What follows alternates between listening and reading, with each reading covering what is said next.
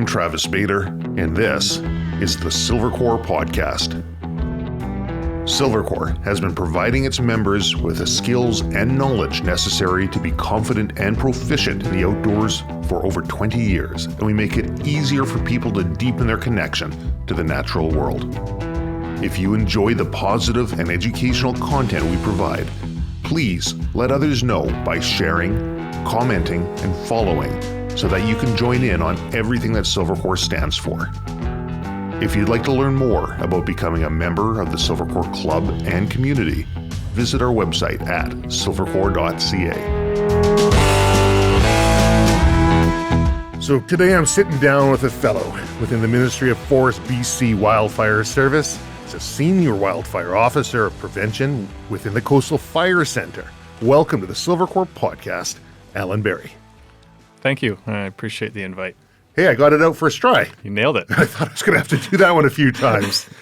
So we're chatting back and forth, and Kimberly's been helping out as well. She's just in the side room there. But last year, big year for fires or wildfires within British Columbia. And within your role and your expertise, you've got a lot of different ideas and knowledge on ways that wildfires can be prevented, and figured this would be a good place and good time to chat about it before we get into our next year, which is probably going to be another hot one.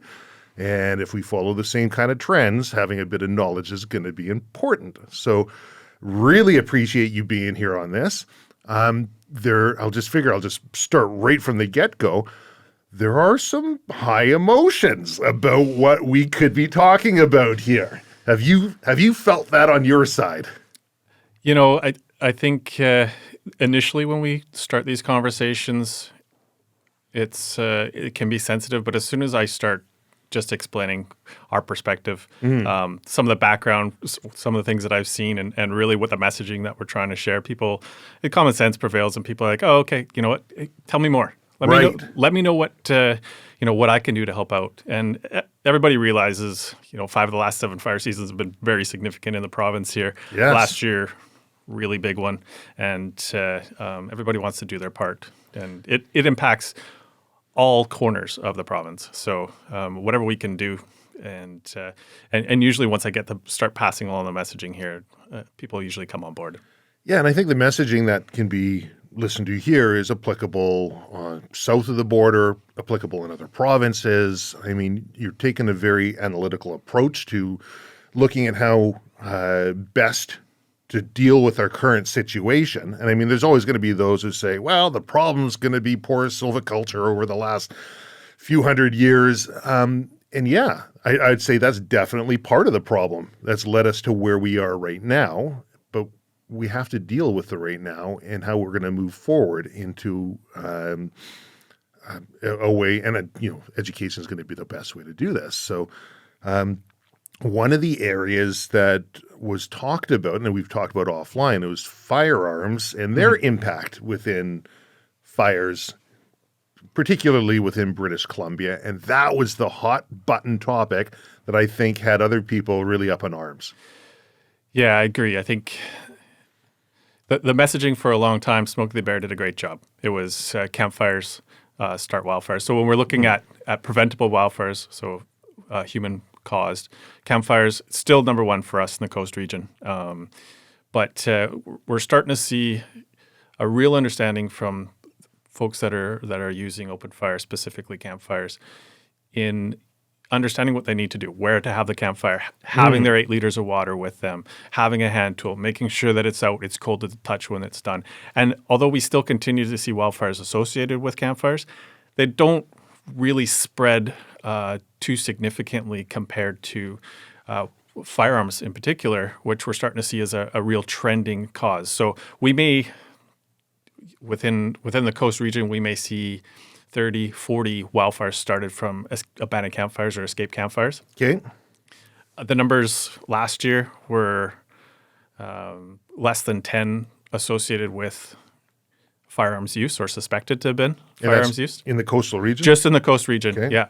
And but the impact of those, like the hectares burned, is significantly higher. The firearms-related ones are really tricky because even having conversations with folks who, hey, I was out, with my son. We were setting in our rifle prior to going out for hunting season, or they were just shooting for fun, for target practice.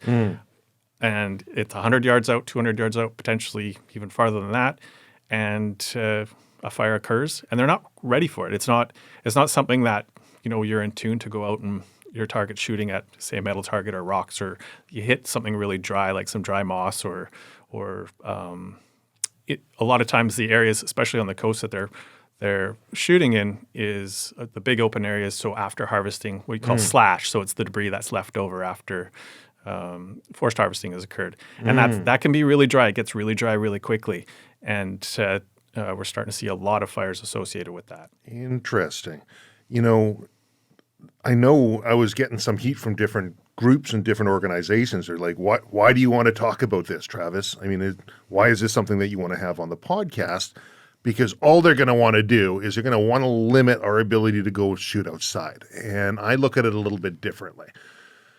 And I look at it in the similar way to, I believe the guy's name was Barry Conkin. It was just local politics here in Delta. And there was one point when Delta said, we're going to ban gun businesses in the corporation, now city of Delta. And current ones, they'll be grandfathered. You can sell it. You can keep it there, similar to what the city of Surrey has done. And I remember I got to be at this meeting at the city hall there. I got to get my 2 bits, do all my research. I got all my information together, and I stood up, and I'm giving all my bits. Well, here's why you're wrong, I'm saying, and here's all the great benefits too, and go through this whole thing. And finally, this guy stands up. I think his name was Barry, and he says, Travis, hold on a second.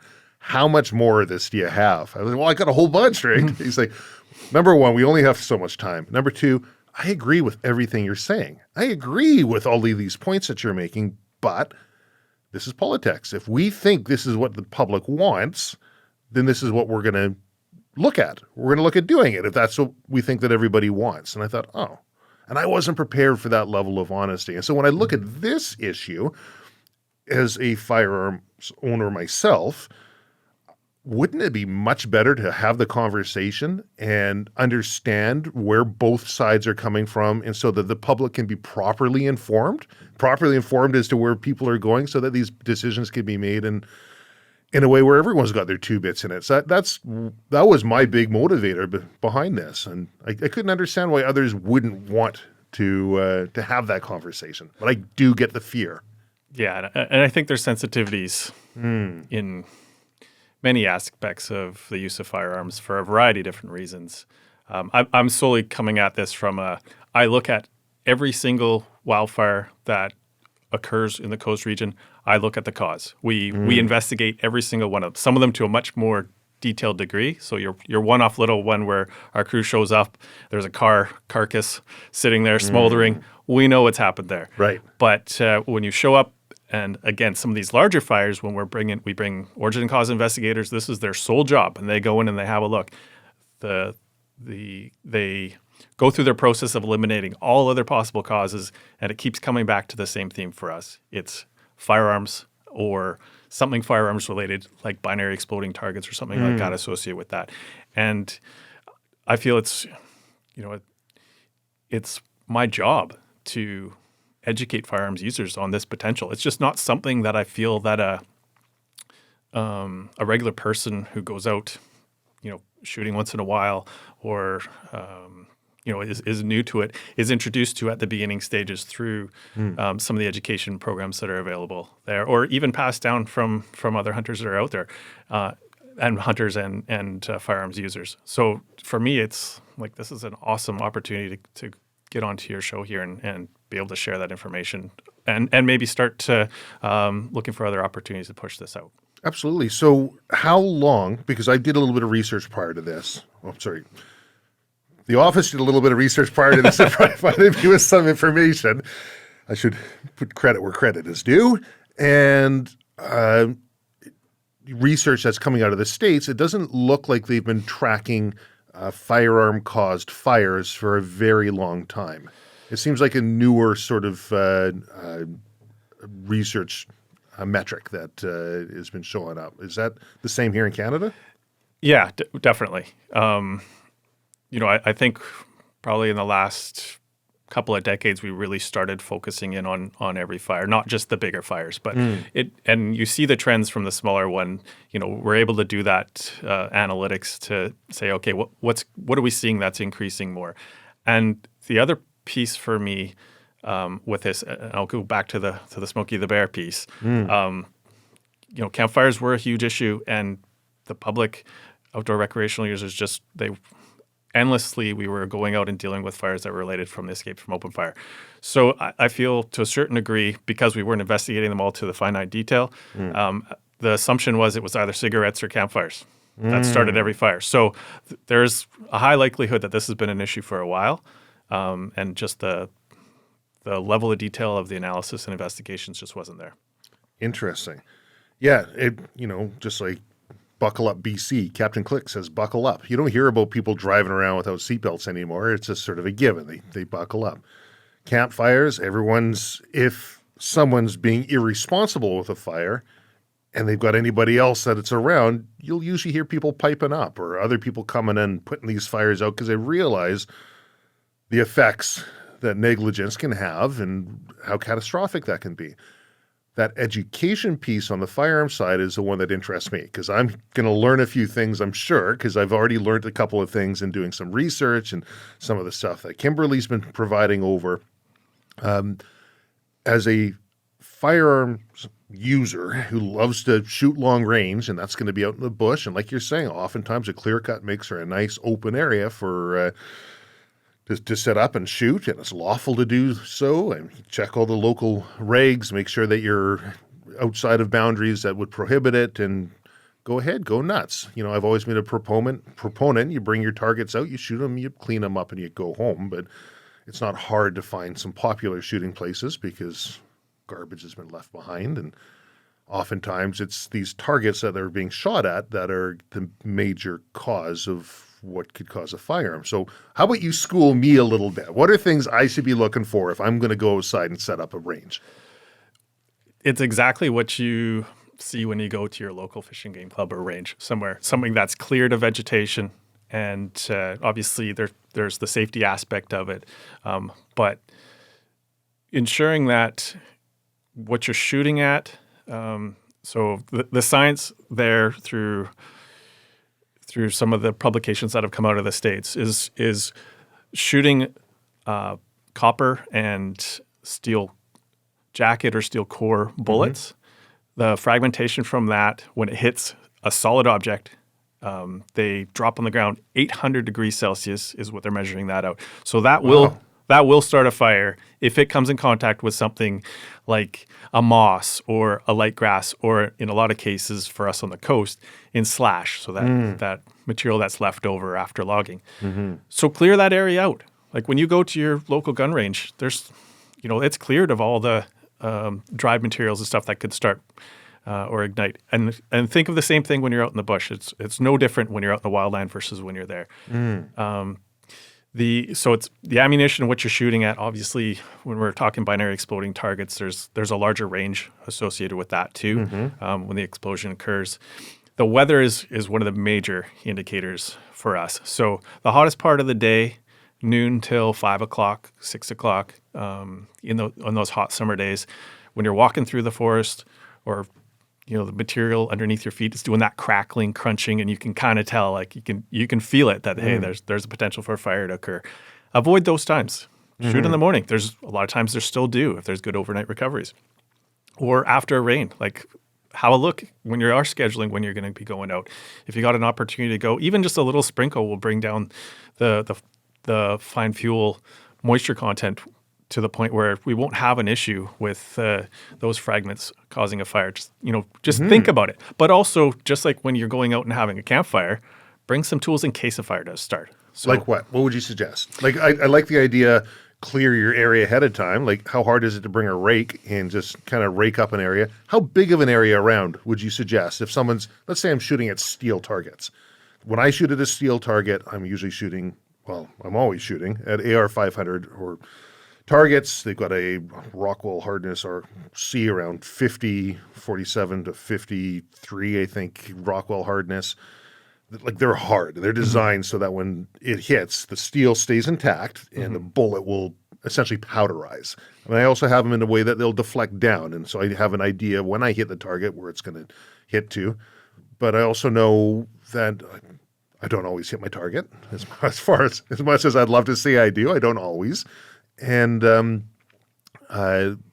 spalling and splatter can go for a bit of a distance. How big of an area around, let's say, a steel target like that would you be clearing?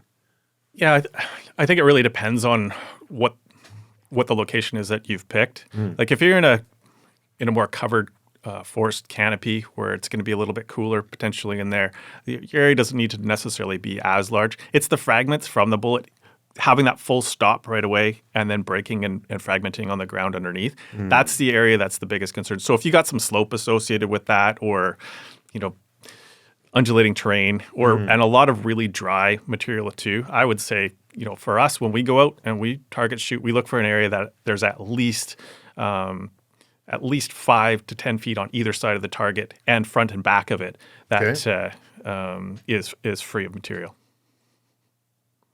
You mentioned slope there. Now, as a target shooter, I want to make sure I've got a good backstop. What makes a good backstop? Earth. So you want to have a big slope. And that was one of the pieces of the puzzle when you were saying that fires caused from firearms tend to be, what would you say, 95%? Just the last year are the hectares burned. So not the number of fires. It's quite low, the number of fires that have occurred, but they're very impactful fires. Right. So, and is that because of the slope? Because it's got a quick, heat goes up, fire burns up.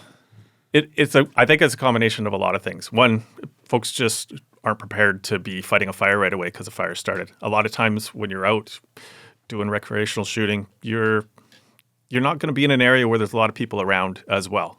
And like you said, with yourself doing some longer range shooting, 300, 400 plus yards away from where you are, if a fire starts, you're likely not going to be able to get out there right away and be able to put that out, especially depending on the terrain between you and where you put your target up. And then when I talk about slope, so the factors associated with fire spread it's around fuel and topography are huge indicators, as well as the temperature. So avoiding those hot, dry parts of the day. Slope, you get the winds that are moving uphill. It preheats the fuels ahead of it. If a fire does start, it spreads much quicker upslope. And so I understand that, from a safety standpoint, you want to ensure that there's no potential of it going, but it also, you need to take that fire portion into consideration. Some people will take out whatever. They'll take out old barbecues I've seen out, or old used up propane bottles, or things that they want to hit as a target. And, I think that would be one of the areas that could be a larger causer of fires. Like if you think about flint and steel, I remember years ago when I learned that it wasn't the flint that actually makes a spark, it's a steel that makes a spark. Flint's just hard enough to scrape a little bit of steel off. Steel is pyrophoric. It creates a quick oxidized layer over steel, and so it's no longer a pyrophoric, meaning that it'll ignite on air. But when you scrape a fresh chunk off and it's small, it doesn't have the opportunity to create that oxidized layer, and it's the steel that actually ignites. And so if you're shooting at a softer steel, you're doing the same sort of thing, and you're scraping little bits off, and that's where you can see some sparks. Yeah, I think having a look at a lot of the investigations that have occurred, the common theme is really thick steel targets. It's sometimes, like you mentioned, appliances, and it's difficult sometimes to pinpoint exactly what they were shooting at because, as you said, a lot of times there's a lot of debris that's left out there. But we've seen everything from people putting binary exploding targets inside a washing machine and shooting it and being surprised that started a wildfire, where you would think that would be fairly common sense, to had a conversation with a father-son combination. They went out, they were shooting at a cowbell. From distance, it started a fire, and they were really surprised and blown away. And they tried to get out there and respond to it. The other strange thing that they've seen through some of the investigations is the fire doesn't start right away sometimes. Right.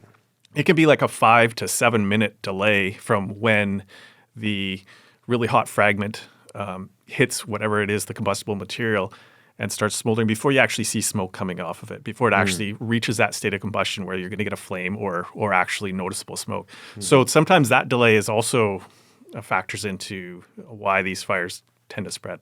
So good tip would be you're done shooting for the day, everything's cleared up, you've done it in a place where you've taken these precautions, you're not shooting at targets in high fire time that are likely to cause sparks or binary explosives. Clean up your mess and use that time to watch for smoke, check the area, give a visual examination, and spend a bit of time to make sure when you leave, you're not leaving a mess. Agree. Another one that we've seen a few examples of is, so once logging companies have done harvesting and they have, I'm sure you've seen them, those roadside accumulations where they plan on coming back at a later date to abate that hazard, typically through burning. Yep. Sometimes folks put their targets on that. Sure. And they shoot. And I've seen it even with paper targets in it where they shoot, but they hit a rock or something that's in the pile in behind it. They can't actually put it out. Yeah, it's like smoldering it's forever. smoldering in there. Well, it's smoldering in there and they realize it, but the piles are huge. It's well inside of the pile. It's like a giant pile of pickup sticks, right? There's no way you're going to be able to get in there and actually put it out, and it starts a fire. And they said, yeah, we did this. Like, we didn't know that this is something that would potentially lead to a wildfire. And that's why I think it's important to educate. I mean, I guess technically they're supposed to have fire breaks around those sort of, I know it's sort of a two-part thing here, looking at firearms and how firearms users can be more cautious and just at least have their head turned on and be aware to the fact that fires can be caused, but also looking at the holistic approach of all the other things that are actually contributing to fires, right? I mean, my father-in-law, he's passed away now, but he was the president or vice president of Forest Engineering Research Industries of Canada, FERIC. And he would go on and on about forestry practices that were maximizing profit over top of proper practices that would be leading to forest fires. And I mean, sure enough, all the things he was talking about, we're seeing coming into place right now. But I think from a regulatory standpoint, being able to administer and take care of forestry companies, and they're held to a certain standard, but we all play a little bit of a part in here. Just because one side hasn't done the best job doesn't mean the other side should be willfully ignorant about what their actions could possibly be causing. Yeah, that's a whole other conversation around the assessment and abatement requirements in the Wildfire Act. And when I say it, I think our public-facing campaigns have been focused on campfire. We have a very similar parallel industry-focused campaign working around the requirement to assess fuel hazard and abate with all of our industry partners who are including forestry companies that are conducting harvesting activities and other industrial activities. So there's a lot of work that goes into that. So don't feel at all like, hey, we're pardon the pun, but targeting one group here ahead of another one. We're quite aware of the hazard that is on the landscape, and I think the common denominator out of everybody is we're just seeing how impactful these wildfire seasons are, and everybody's on board. The conversations that I've had, the old concerns about putting profits ahead of environmental protection. I'm not feeling those conversations. They're asking, what can we do better? Like from going through here harvesting, they've got prescribed timeframes in which they have to abate. We call it abating, but in most cases they're burning, where they have to go out and abate their hazard, and they adhere to it. And a lot of times they're actually doing a much better job. I think it's just an important piece just to bring up in the conversation, because I think that's the most heated part that I've been getting feedback prior to recording this is, like you say, they're target shooters. They're targeting. Yeah. All they're going to do is they're going to shut it down. And someone sent me over, I got this statistics from the U.S. And what did Disraeli say about statistics? He said there's lies, damn lies, and statistics.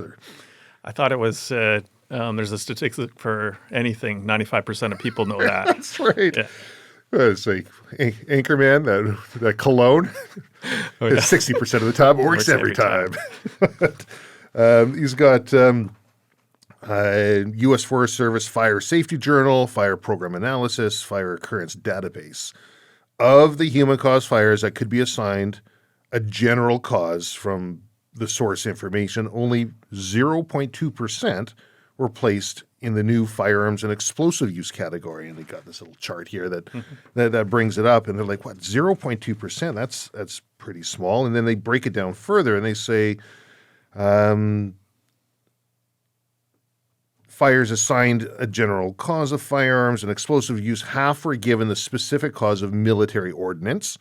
And maybe that's actual military out there using it, and this is in the States. Well, 40% were attributed to target shooting, from shooting at inert targets, and 5% of that 0.2% was from exploding targets, or the binary targets. And so those numbers get smaller and smaller and smaller, and people are like, oh, it's statistically insignificant. And then you'll watch videos put out by Tannerite, which is probably seen those ones in the States, and everyone claims, no, Tannerite, it's not an exothermic reaction when it goes off. There is no heat. It's water vapor, basically. I know that to be untrue, based on how ANFOs and ANLs work. I didn't know the high percentage of forests that was affected from known firearm fires that you're mentioning, at least in the last year of the ones that you in that small sample survey. What would you have to say to people who are talking about binary targets and how they don't cause fires, or why are we talking about this when vehicle-borne fires account for 13% according to this, and we're only 0.2? Like, shouldn't we be looking at other things? What would you say to those things? I think I have to really focus on the impacts of these fires. So I did mention it's nowhere near the number Right. of a lot of the other causes, but the impacts of these fires, specifically in the last 10 years or so. So the Seashelt mine fire in Seashelt in 2015, potentially significant impact to the community. There's the Gustafson wildfire that caused the evacuation orders and alerts for the 100-mile community. And then just in this past year, like we're starting to see them more and more, specifically here on the coast. It is increasing. And I feel these fire seasons are getting busy. Like there's, on average for the province, 50% of the wildfires are natural cause, 50% are human caused.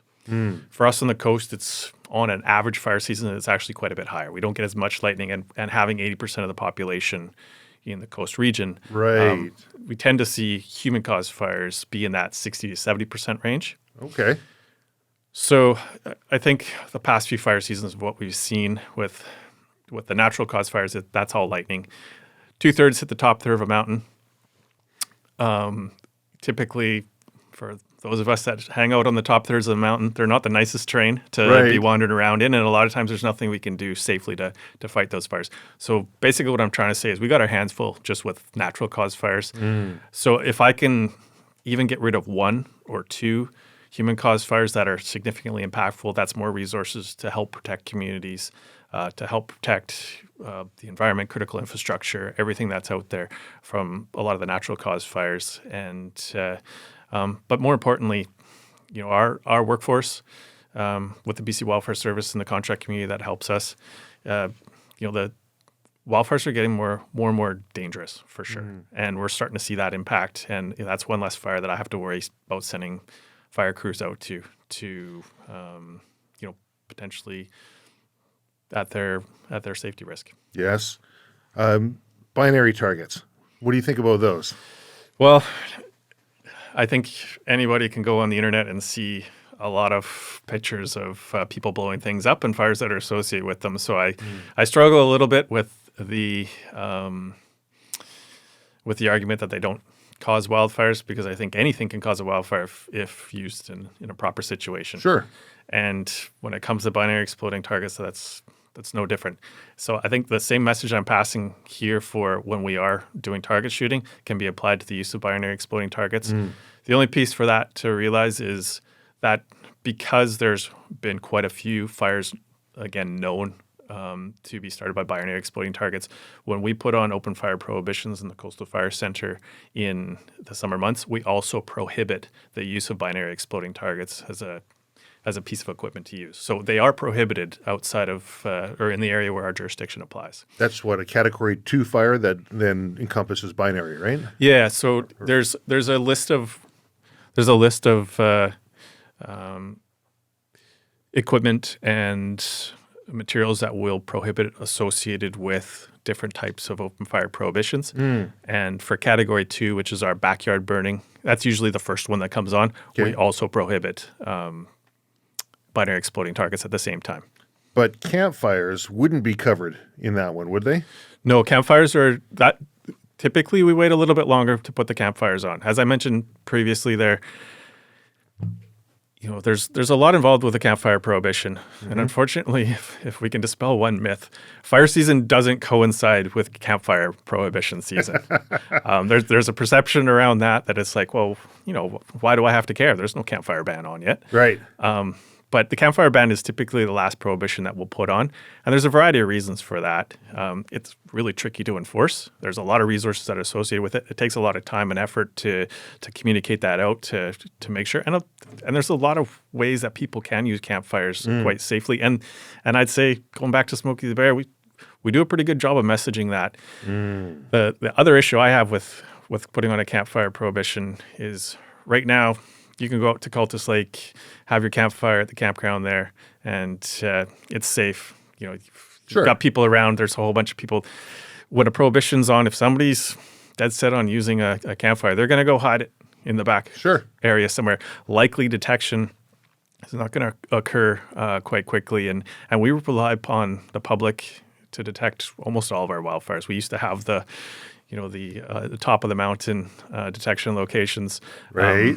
But the guy's sitting out there looking for smoke all day long. Yeah, exactly. And that makes sense if it's an area where there isn't, 1,000 people driving around and recreating. But we're seeing more and more folks are in the backcountry, and through our app and various other means, they're reporting these fires a lot of times within seconds or minutes of them first seeing smoke. How responsive, how quick is satellite thermal imagery? Is that something that you have access to, and is that something that comes fairly quick for you? I'll say it's an area that we're exploring. The products that I've seen are much better use for us in the larger fire scenarios where we're trying to figure out fire perimeters, and it's unrealistic for us to get all around them. Like the Donny Creek wildfire from last year, 500,000 hectares in size. Satellite imagery is a really good way for us to have an understanding of where the main heat is associated with that. When it comes from initial detection, at this stage, I haven't. I'd say I'm not quite comfortable commenting on the strengths and weaknesses of that product because I just haven't seen enough of it. Fair enough. Yeah, doing a little bit of research, like I've known for a long time, steel's pyrophoric. I didn't realize aluminum in small enough particles is also pyrophoric, and a few other metals out there that good way to get into a small enough particle, shoot it, right?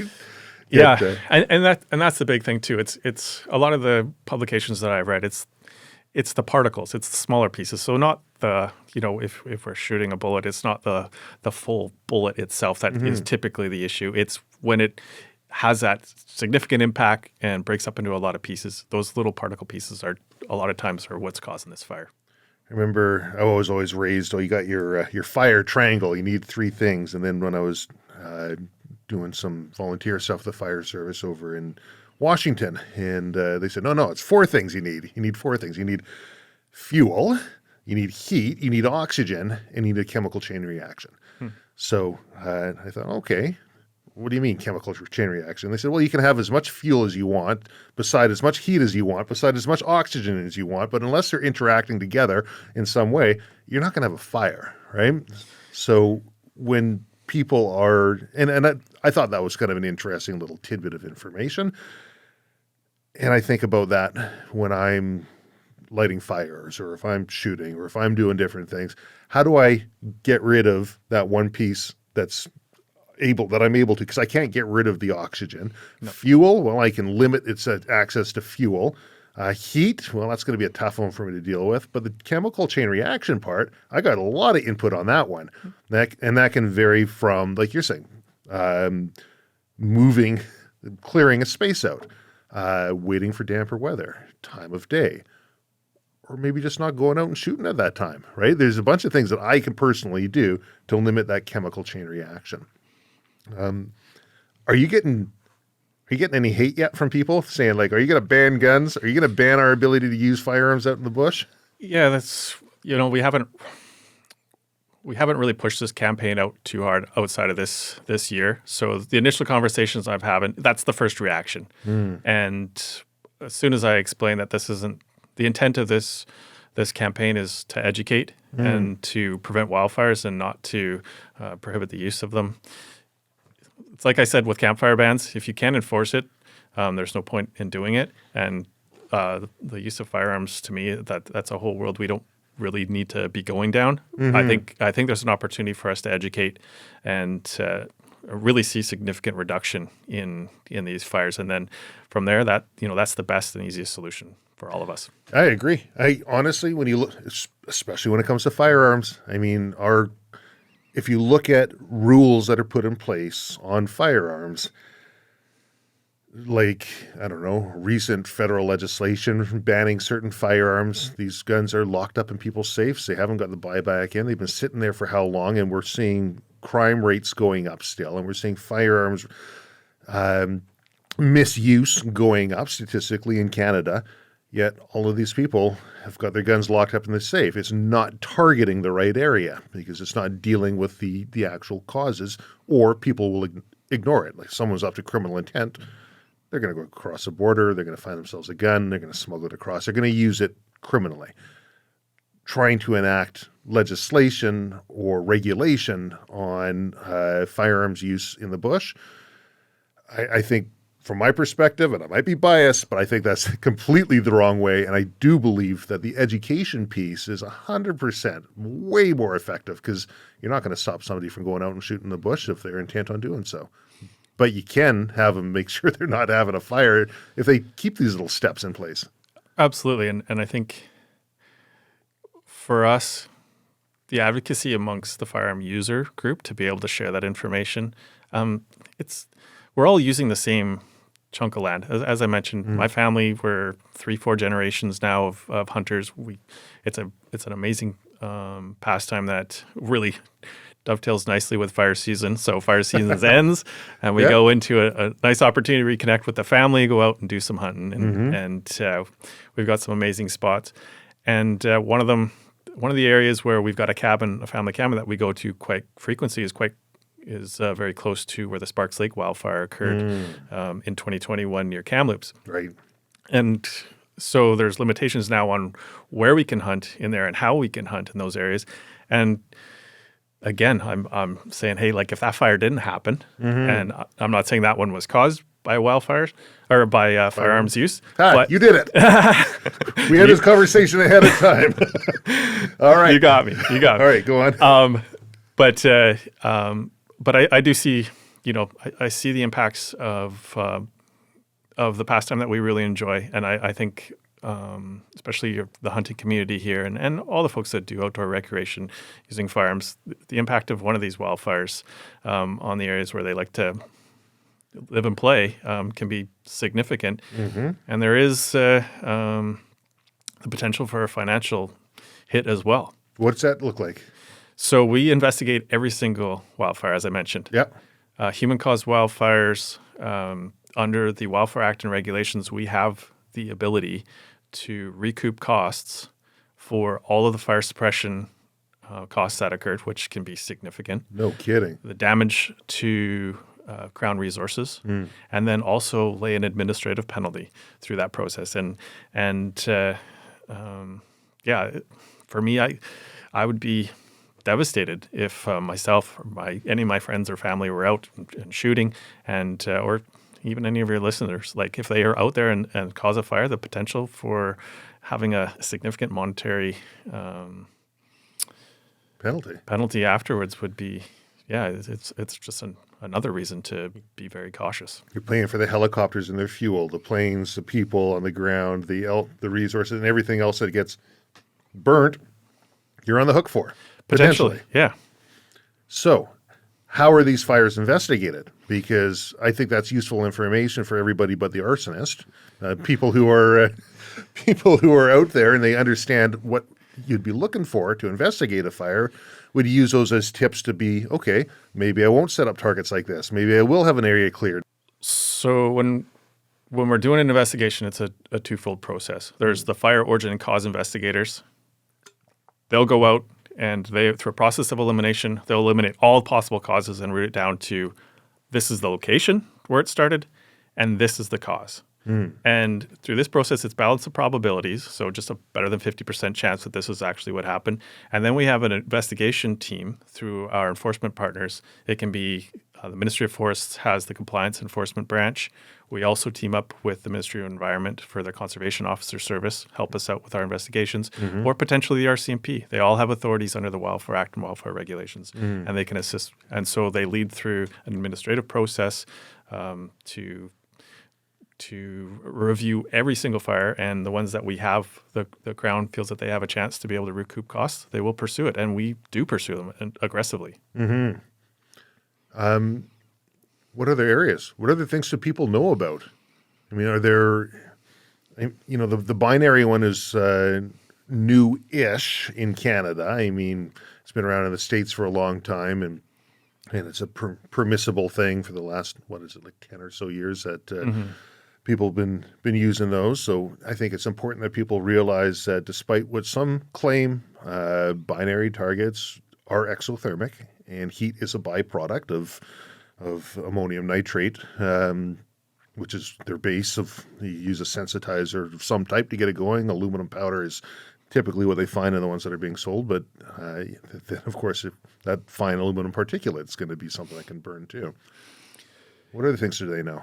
Well, I think, like I said, a lot of times it pinpoints it to the location and what they're shooting. But I think just taking the approach of using, being sensible when you are shooting.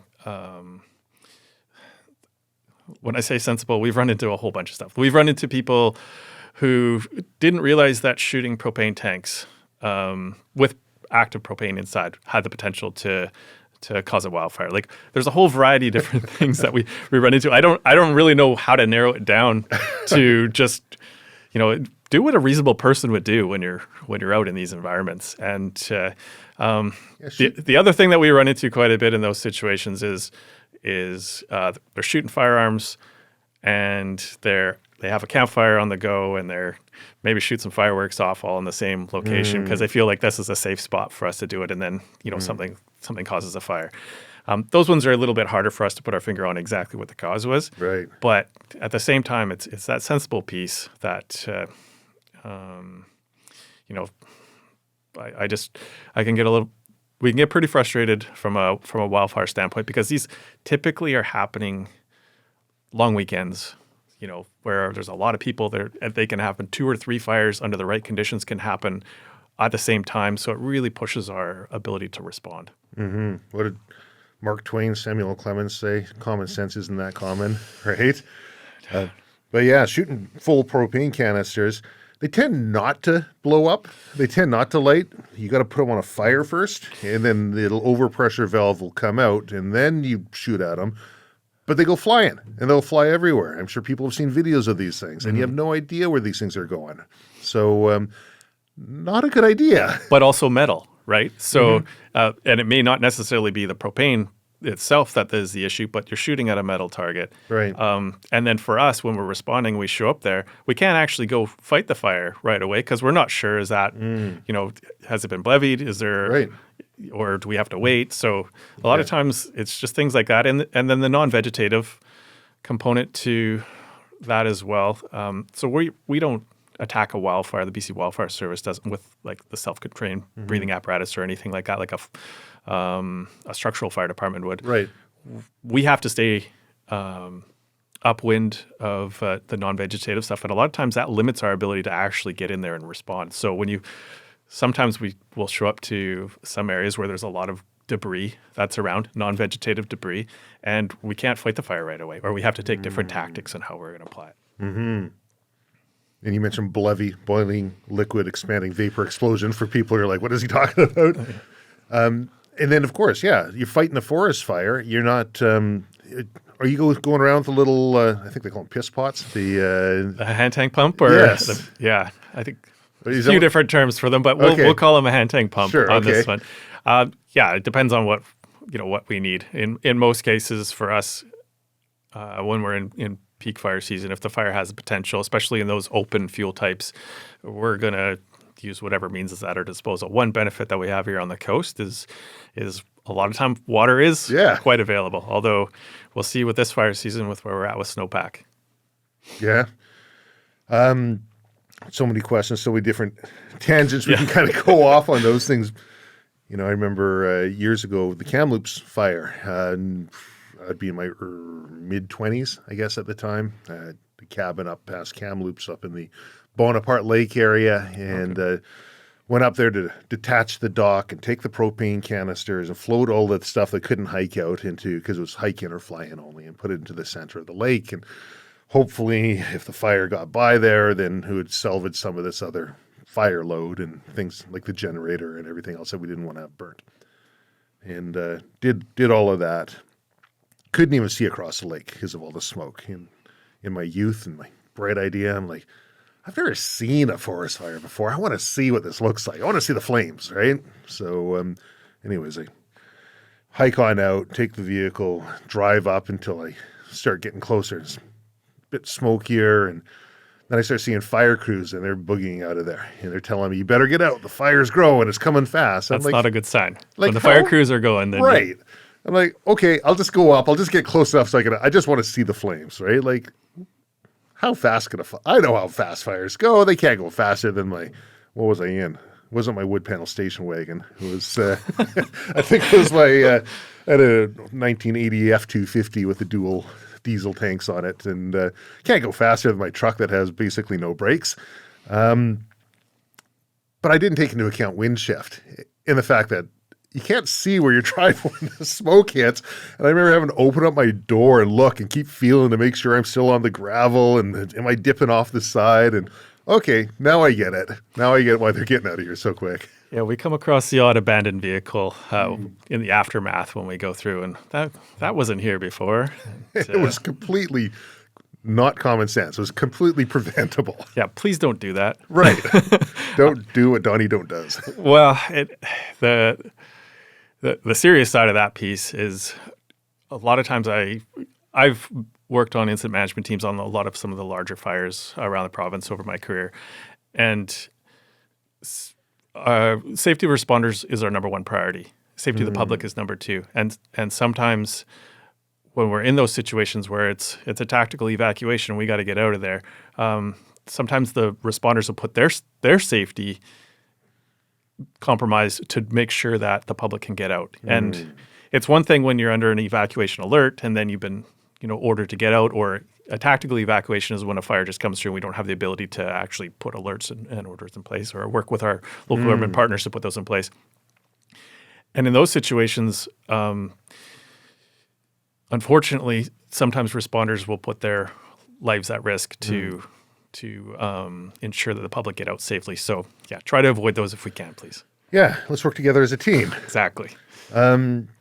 Yeah, what else? If you want to see a fire, I can show you our recruiting strategy here. I think you'd make a great fire crew member. Come out for a year. You'd really... I've seen lots of fires since, but yes, maybe would be get outside, get a little bit of exercise, and carry around a little jerry can.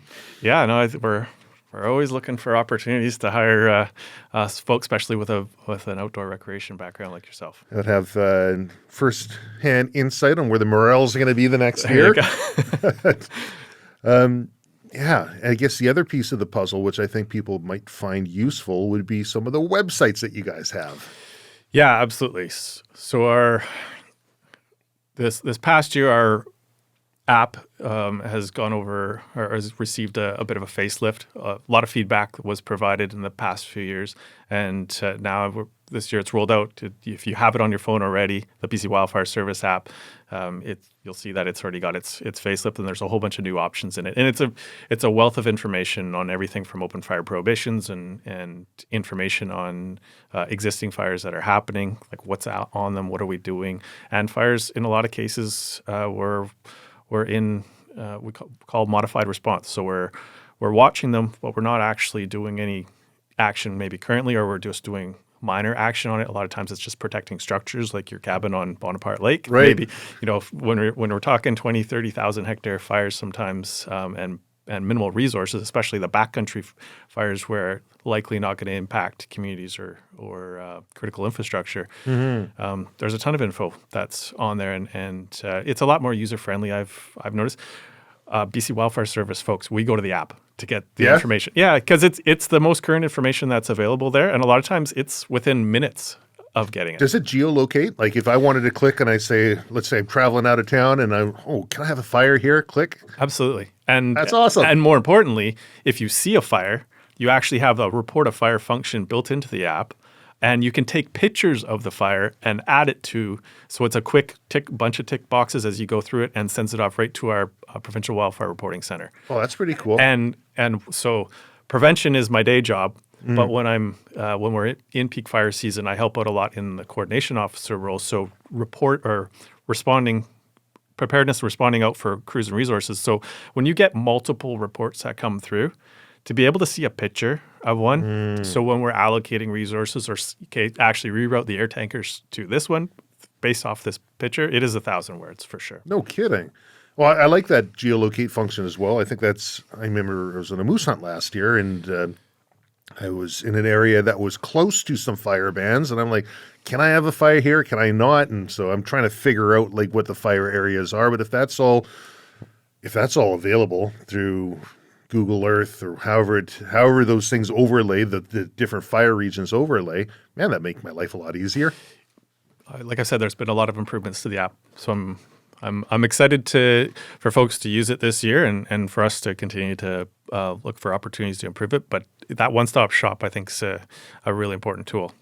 And then you've got a website as well too. The public website, bcwildfire.ca. That's where you can get in a bit more information on existing. So we've got our dashboard on all the fires. It's very similar information to what's in the app, but there's also a lot of really good tools for folks, say, that are conducting industrial activities, to go in and have an understanding what they need to do for fire prevention plans and stuff like that. And to just an insight into our organization, even all the way to recruiting. So anybody who's keen and eager to become a BC Wildfire Service employee or new recruit, we always ask them to go to the website and digest as much of it as you can, because likely those are going to be the questions you're going to get. Tons of info there. Inside tip right there. That was my thing I did in high school. I'd be sleeping and I'd hear, this is important, or you might be asked on this. Okay, wake up. That's going to be on the test. I know it. So anybody looking to be in the BC Wildfire Service, look at that website, because I bet you there's some good info that's going to help you with your interview. That's right. Anything else we should chat about before we wrap things up? No, I think I've rambled on long enough here for you today. I appreciate the opportunity to come onto your show, and I think as far as next steps go, if there's an opportunity for us to put a link into this podcast on if people have more questions where they can go to get some more answers from myself or Kimberly, who's there? Yeah, who's much more intelligent, as I mentioned, than I am, and I'd like to be able to share that as well. She's awesome. Yeah, I'm really glad the two of you were able to make it over here, and your ferry wasn't too late, which is kind of nice. And it was a rough day out there, I got to say. It kind of lulled me to sleep on the way over, but definitely appreciate any opportunity to get out of the office and reach out to folks and educate as much as we can. Well, I enjoy that. And I would encourage anybody listening to this, check out the website, download the app, use the app, makes life really, really easy, and tell others that are out in their similar communities. Yeah, firearms account for a pretty small percentage of fires within, well, at least in the data in the U.S. and in BC, but the effect can be pretty substantial.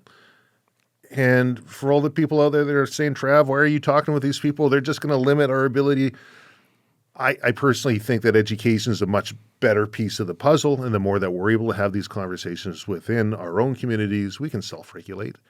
We're able to share this information.